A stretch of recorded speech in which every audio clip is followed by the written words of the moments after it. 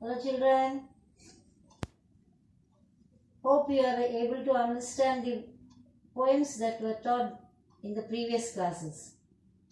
Today we are going to learn about a poem where you will come to know that whether people are judged by their outer looks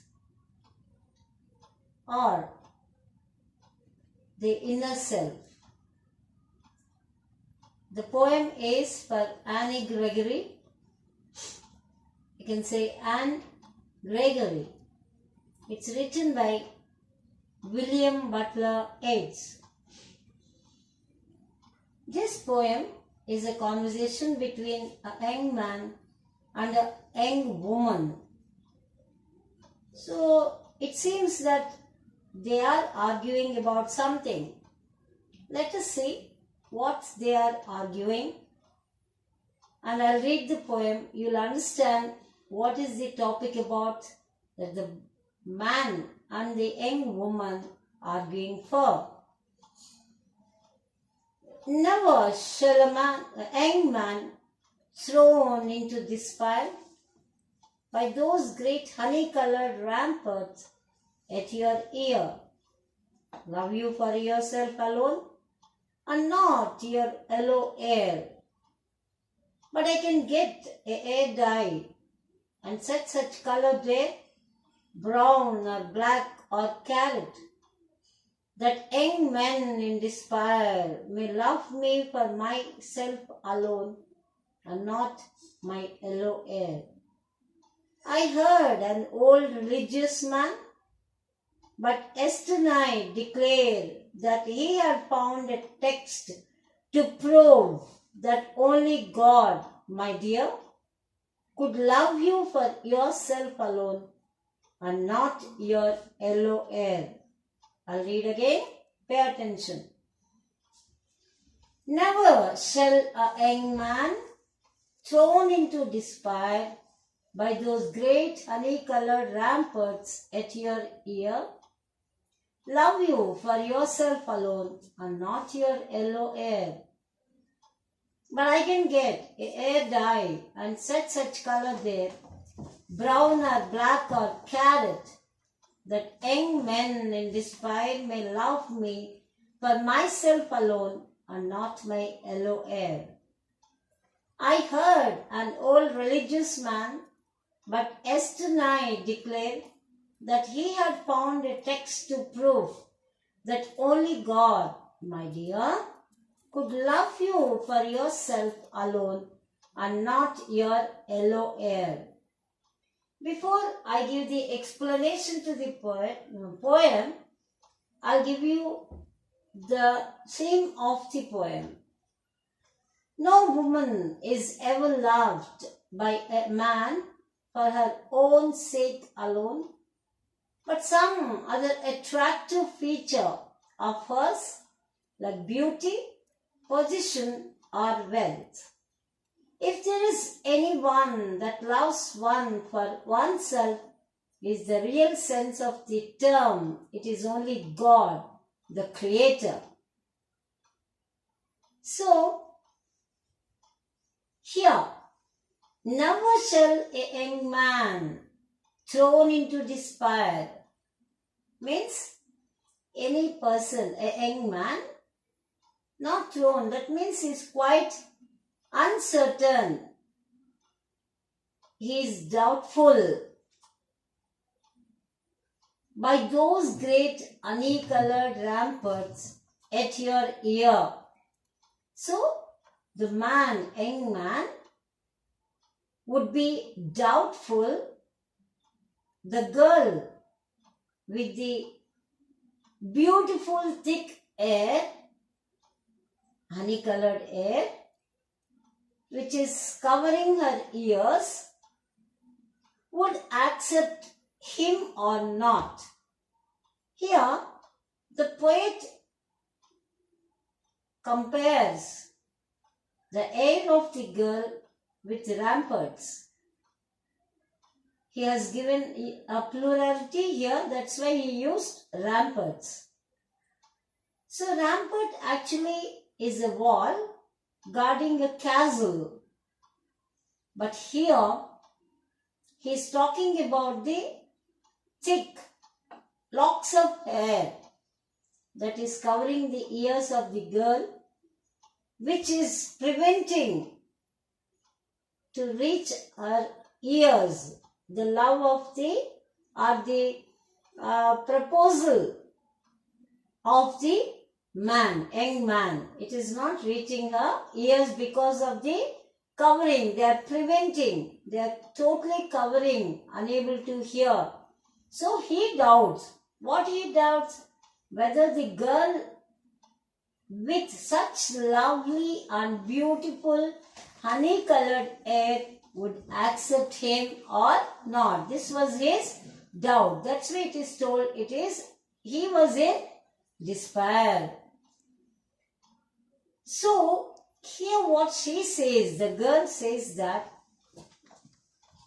she would be loved not by her outer beauty, the attractive face or the attractive air, whatever it is, but she wants someone to love her as herself, not seeing her outer beauty. She wants them to see her inner beauty, her qualities, her kindness, all such kind of things. She wants them to see and love her as she is, not seeing anything else. But you can get a hair dye and set such color there, brown or black or carrot, that young men in despair may love me for myself alone and not my yellow hair. So the girl here, she says that she would dye her hair. She is ready to color her hair. Now actually her color of the hair was honey. Now she was ready to dye it, change the color, so that the young man love her for herself but not for her yellow hair. So she was ready to color her hair either brown or black or carrot, orange in color. So then she thinks that the people who are doubtful, especially the young man who was doubtful about her acceptance, now she was saying that, okay fine, I'm going to color the hair in such a way that he would see me, my inner beauty, and then accept me. I heard an old religious man, but yesternight declared that he had found a text to prove that only God, my dear, could love you for yourself alone and not your yellow hair. So here he says that I heard an old religious man, that means a saint, a rishikan, sage. What did he hear? The young man or the poet? That yesternight, that means the previous night, declared, given a statement that he had found a text to prove.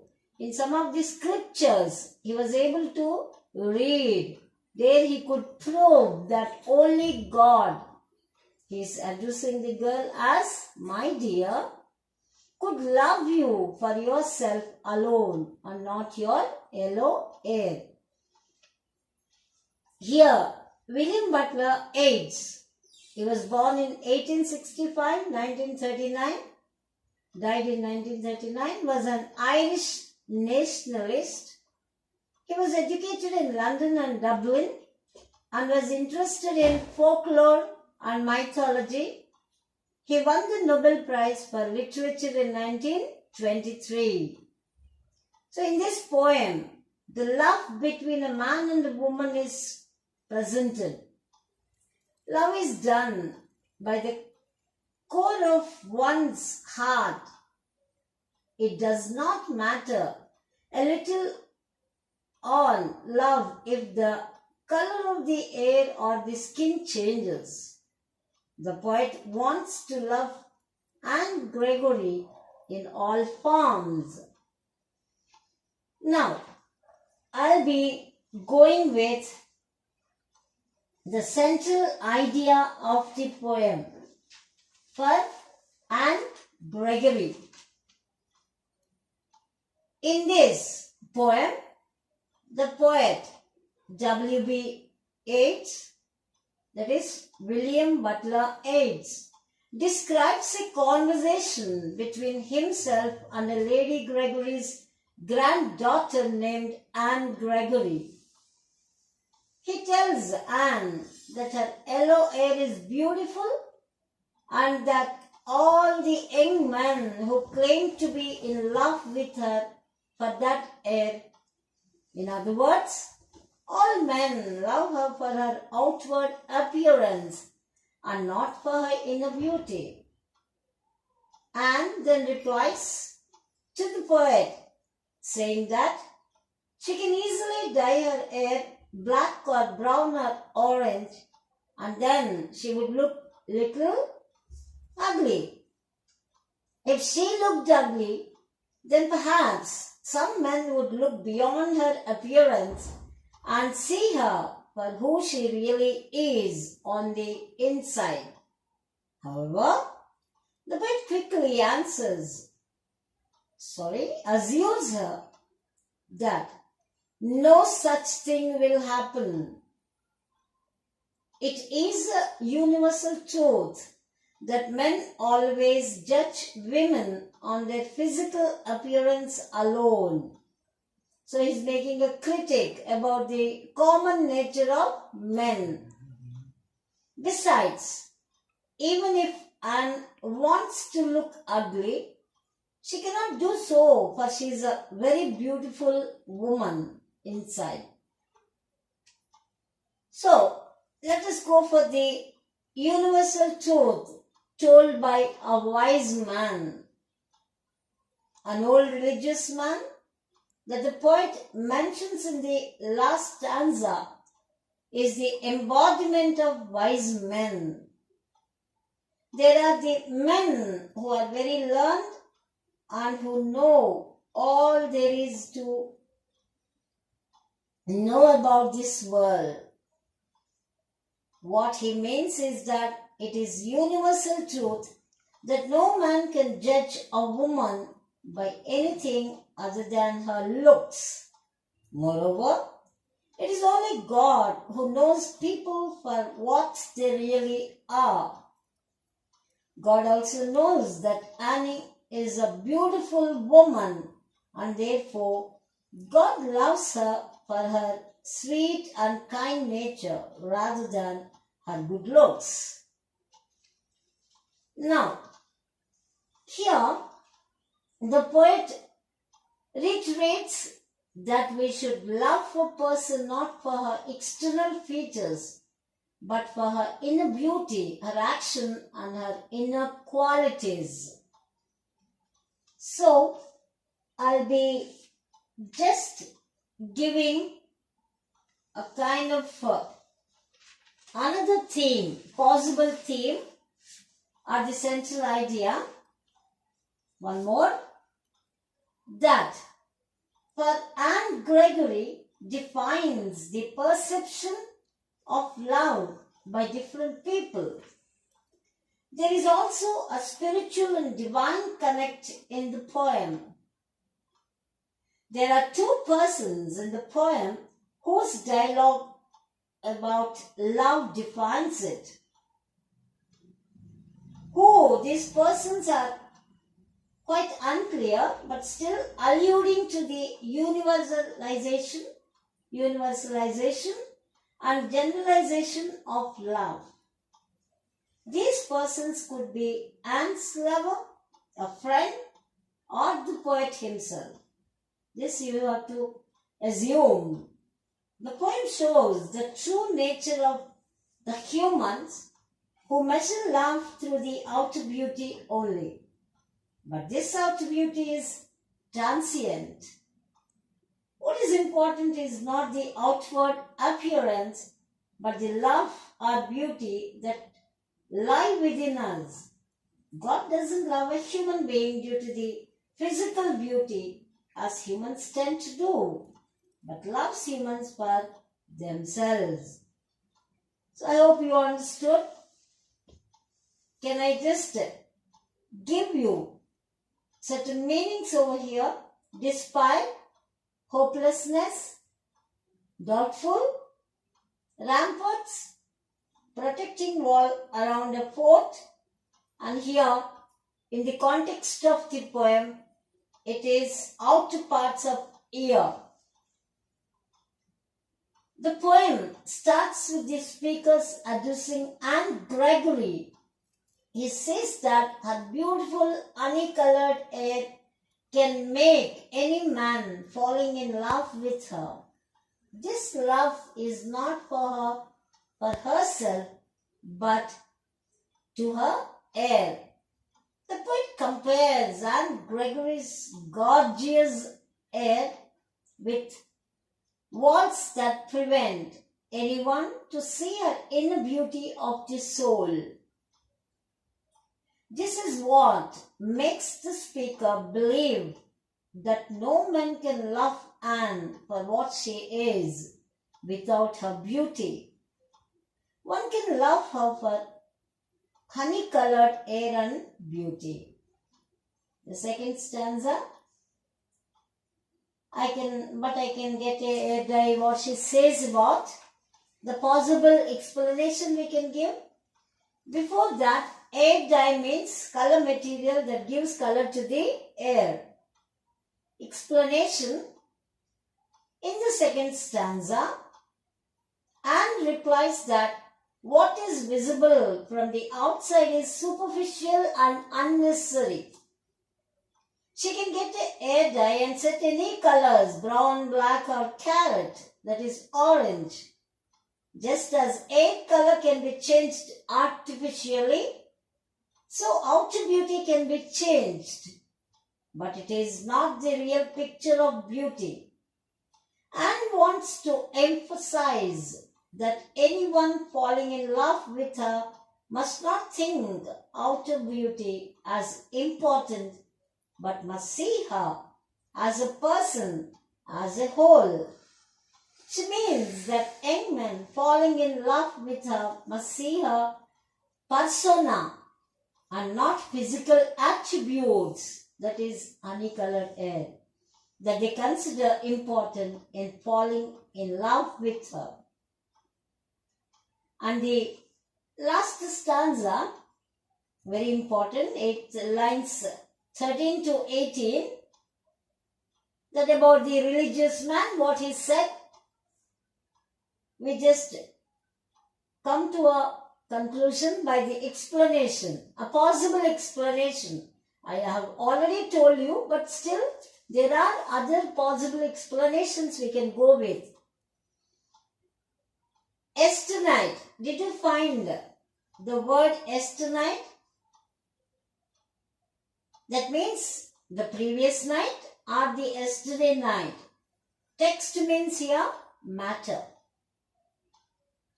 In this stanza, the speaker replies to Anne's statement about love for internal beauty and not external one. He brings in an old religious man saying that he had found a text to prove that gods are beyond the external beauty. The speaker means to say that humans do not have the capacity to look inside the soul of a person. Humans are always carried by the glitter and glamour in the form of outer or physical beauty. They do not have the capacity to look beyond, that is, into the souls. God alone has this capacity. The poet says that God has the capacity to love Anne not for beauty, but for herself alone.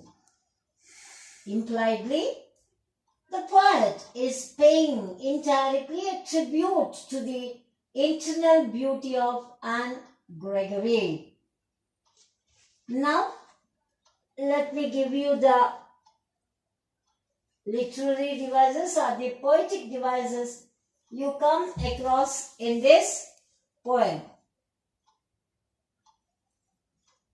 The rhyme scheme is AB, CB, DB. If we divide this poem of 18 lines into 3 units of 6 lines each, these units will be found to follow the same simple rhyme scheme, that is A, B, C, B, D, B. In this poem, you come across apostrophe. This rhetorical device is used when a poet addresses his or her poem to an absent audience. In this poem, the poet follows the device of the apostrophe as he is addressing himself to Anne Gregory, but we, the readers, never see her at any point of the poem. Metaphor, another poetic device. This rhetorical device is used when a covert comparison is made between two different things or ideas. In this poem, for Anne Gregory, the poet uses the device of metaphor on the 4th line when he compares Anne Gregory's hair with ramparts of a castle. Like the ramparts, her hair also protects her face from being seen fully. Metonymy. This is a rhetorical device, consists of the substitution of the name of an attribute or adjunct of the name of for that of the thing meant. In the poem, the poet uses the device of metonymy in the 9th line when he uses the word carrot to mean the color of orange while making suggestion about what color she could dye her hair. And I told you that Esther night, it is a compound word, one formed by adding 2 words into a single one when normally those words are not used together. In this poem, the poet W.B. Yeats uses the device of the compound word in the 14th line when he combines the words yesterday and night to create the word yesternight. So, you may be little confused or puzzled at metonymy. It is nothing but the substitution of an attribute or adjunct for that of the thing meant. For example, suit for the business executive or the turf of for a horse racing. Covert.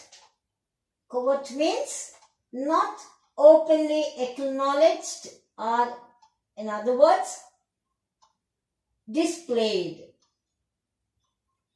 Here, adjunct means a word or a phrase constitutes an optional element or is considered of secondary importance in a sentence. That is called as adjunct.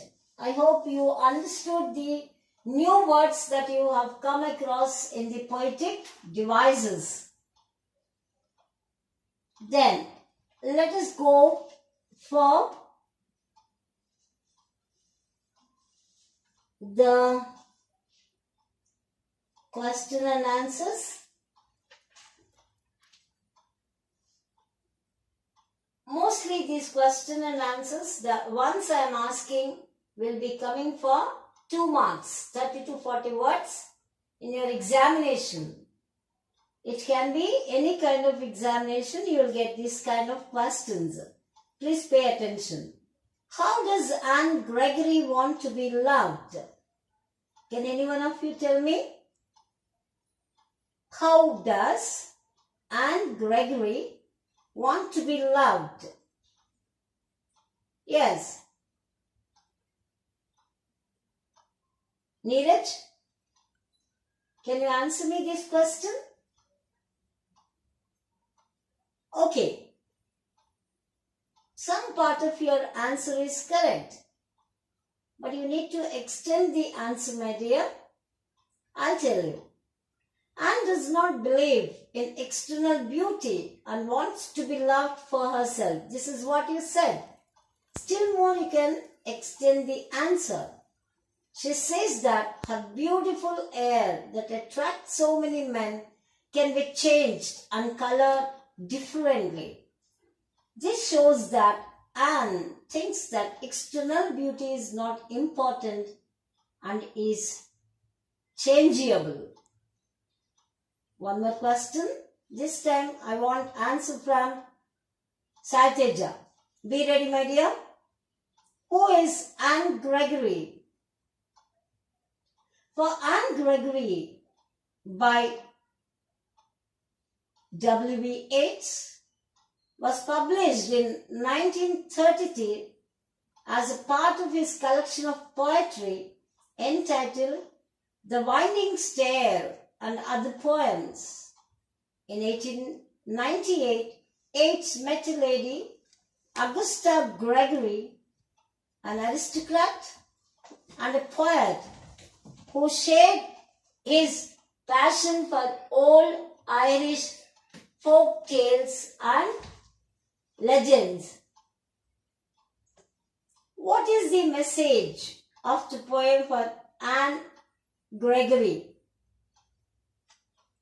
The poem conveys the idea that physical beauty may be important for young men or human beings, but God does not love human beings for their physical beauty.